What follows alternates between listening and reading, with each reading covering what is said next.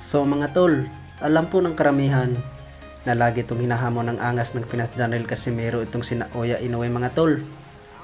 Sabi ni Naoya Inoue mga tol, pag maglaban daw sila ni angas ng Pinas General Casimiro, ay pa-drug test daw niya si angas ng Pinas.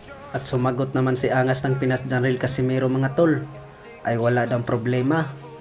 Sabi ni Naoya Inoue mga tol, ay malakas daw si angas ng Pinas General Casimiro.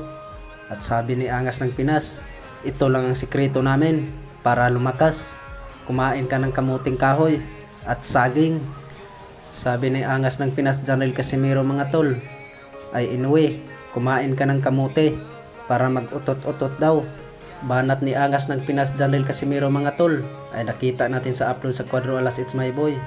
Daming rason mo tol. Kung malakas ka, kumain ka muna ng kamao ko. Kung hindi ka ba magsusuka. Ibig sabihin yan mga tol, ay natatakot lang daw si Naoya Inoue para sa ating pambato ng angas ng Pinas General Casimiro.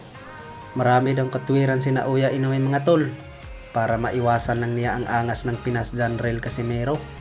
Dagdag pa ni Naoya Inoue mga tol, pag maglalaban sila sa pambato ng Mexico ng 2 Division World Champion Luis Neri, ay pa-drug test daw niya si Luis Neri mga tol para sigurado daw bago sila maglaban. Ibig sabihin dyan mga tol, ay natatakot lang si Naoya Inoue ni General Casimiro at ni Luis Neri. Samantala ay may paparating na laban ang ating unified champion na si Marlon Tapales at Naoya Inoue mga tol. Baka pagkatapos ni Marlon Tapales ni Naoya Inoue mga tol, ay baka umakyat na to ng featherweight division para maiwasan lang ang dalawang fighter sa super bantam na si Luis Neri at si General Casimiro. Dahil sa dalawa mga tol, ay parang mahihirapan si Naoya Inoue, lalo na kay angas ng Pinas General Casimiro. Banat ni General Casimiro mga tol ay 2 taon na gusto tanggalin ang panga ni Naoya Inoue. Malalaman na lang natin dyan mga tol sa ating angas ng Pinas General Casimiro kung paano patulugin ang kanyang kababayan na si Yukinori Oguni ngayong buwan ng October. Sigurado yan mga tol, manunood yan si Naoya Inoue.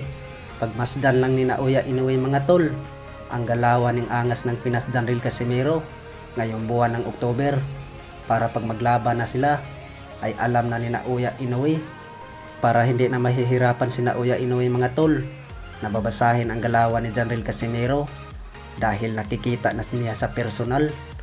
Alam naman natin mga tol, nang sabi ng karamihan ay takot daw si Naoya Inoue kay General Casimiro kaya ayaw daw lumaban.